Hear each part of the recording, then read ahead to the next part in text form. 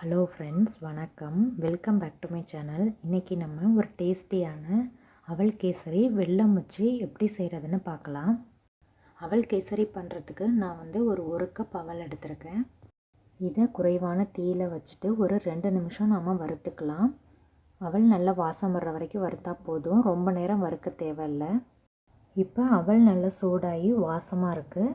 இதை ஒரு பிளேட்டில் ட்ரான்ஸ்ஃபர் பண்ணி ஆற வச்சுக்கலாம். அவல் நல்லா ஆறுனதும் அதை மிக்சர் ஜாரில் சேர்த்துக்கலாம். இதை ஒரு ரவை பதத்துக்கு கொஞ்சம் கொரகொரப்பாக அரைச்சி எடுத்துகிட்டு வந்துடலாம். ரொம்ப நைஸாக அரைக்காமல் இந்த மாதிரி கொரகொரப்பாக அரைச்சி எடுத்து வச்சுக்கலாம். இப்போ இது இருக்கட்டும். இப்போ எந்த கப்பில் அவல் எடுத்தோமோ அதில் 3/4 கப் வெல்லம், 1/4 கப் தண்ணி சேர்த்து இந்த வெல்லத்தை கரைச்சி எடுத்து வச்சுக்கலாம். இதை மீடியம் ஹீட்டில் வச்சுட்டு நல்லா கலந்து விட்டு இந்த மாதிரி நல்லா கரைச்சிக்கலாம். இப்போ வெல்லம் நல்லா கரைஞ்சிடுச்சு. இதை வடிகட்டி எடுத்து வச்சுக்கலாம். இந்த கரைச்சி வடிகட்டின வெல்லத்தை நம்ம லாஸ்ட்டாக ஆட் பண்ணிக்கலாம். ஸோ அது வரைக்கும் இருக்கட்டும்.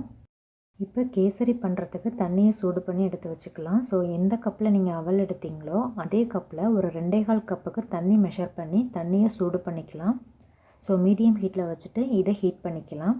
இப்போ தண்ணி நல்லா சூடாகிட்டு ஃப்ளேமை ஆஃப் பண்ணிவிட்டு இதை எடுத்து வச்சுக்கலாம். இப்போ நம்ம கேசரி பண்ண ஸ்டார்ட் பண்ணலாம். ஒரு பேனில் 2 டீஸ்பூன் நெய் சேர்த்து ஹீட் பண்ணிக்கலாம். இப்போ அது கூட கொஞ்சம் முந்திரியும் திராட்சையும் சேர்த்து வறுத்துக்கலாம். இப்போ இதை லோ ஹீட்டில் வச்சுட்டு முந்திரி லைட்டாக கோல்டன் ப்ரௌன் ஆகணும். அதே மாதிரி உலர் திராட்சை கொஞ்சம் உப்பலாக வர்ற வரைக்கும் நாம் இதை வறுத்துக்கலாம். இப்போ இந்த மாதிரி நல்லா ஃப்ரை ஆனதும் இதை ஒரு பவுலில் ட்ரான்ஸ்ஃபர் பண்ணி எடுத்து வச்சுக்கலாம். இப்போ இதே நெய்யில் நம்ம வறுத்து கொரகொரப்பாக அரைச்சி வச்சுருக்க அந்த அவலை சேர்த்துக்கலாம். இப்போ இதை லோ ஹீட்லேயே வச்சுட்டு ஒரு நிமிஷம் நம்ம வறுத்துக்கலாம். அவல் நல்லா வாசமாக இருக்கும் நம்ம நெய்யில் வறுக்கும் போது. இப்போ இந்த மாதிரி நல்லா வாசம் வந்ததும் இதில் நம்ம சூடு பண்ணி வச்சுருக்க அந்த 2.25 கப்பு தண்ணியை சேர்த்துக்கலாம். இப்போ திரும்பவும் கட்டியெல்லாம் இல்லாமல் கைவிடாமல் இதை கலந்து விட்டுட்டே இருக்கலாம். இதை லோ ஹீட்லேயே வச்சு ஒரு 2 நிமிஷம் நம்ம குக் பண்ணிக்கலாம். இந்த மாதிரி நல்லா திக்காக ஆரம்பிக்கும். ஒரு 2 நிமிஷம் குக் பண்ணால் போதும்.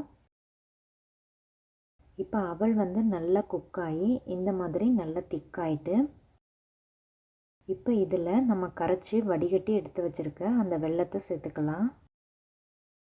இப்போ நல்லா கலந்து விட்டுட்டு திரும்பவும் கொஞ்சம் திக்காய் வர்ற வரைக்கும் இதை ஒரு 2 நிமிஷம் லோ ஹீட்லேயே வச்சுட்டு குக் பண்ணிக்கலாம். கைவிடாமல் கலந்து விட்டுட்டே இருக்கலாம். இப்போ நல்லா கம்பைன் ஆகி கொஞ்சம் திக்காக இருக்குது. இப்போ இது கூட 1 டீஸ்பூன் நெய் சேர்த்துட்டு திரும்பவும் நல்லா கலந்து விடலாம். கொஞ்சம் திக்காகி வர்ற வரைக்கும் லோ ஹீட்லேயே வச்சுட்டு ஒரு நிமிஷம் குக் பண்ணிக்கலாம். இப்போ நல்லா வாசமாக இருக்குது. அது மாதிரி கொஞ்சம் திக்காக இருக்குது. இப்போ இது கூட ஒரு 3 ஏலக்காயை க்ரஷ் பண்ணிவிட்டு சேர்த்துக்கலாம். 1 டீஸ்பூன் நெய் சேர்த்துக்கலாம். வறுத்து வச்சுருக்க அந்த முந்திரி திராட்சையை ஆட் பண்ணிக்கலாம். இப்போ எல்லாத்தையும் நல்லா கலந்து விட்டுறலாம். ஒரு 2 நிமிஷம் லோ ஹீட்லேயே வச்சுட்டு இதை குக் பண்ணிக்கலாம். இப்போ நல்லா குக் ஆகி கரெக்டான கன்சிஸ்டன்சியில் இருக்குது. இது ஆறுனுச்சுன்னா இன்னும் திக்காகும். அதனால் இந்த கன்சிஸ்டன்சிலேயே ஃப்ளேமை ஆஃப் பண்ணிவிட்டு இறக்கிடலாம். இப்போ டேஸ்டியான அவல் கேசரி வெல்லம் வச்சு ரெடி ஆகிடுச்சு. இந்த வீடியோ பிடிச்சிருந்தா லைக் பண்ணி ஷேர் பண்ணிவிட்டு சப்ஸ்கிரைப் பண்ணி பெல் ஐக்கானை கிளிக் பண்ணி ஆளுங்கிற ஆப்ஷனை கிளிக் பண்ணி வச்சுக்கோங்க. தேங்க்யூ ஸோ மச் ஃபார் வாட்சிங்.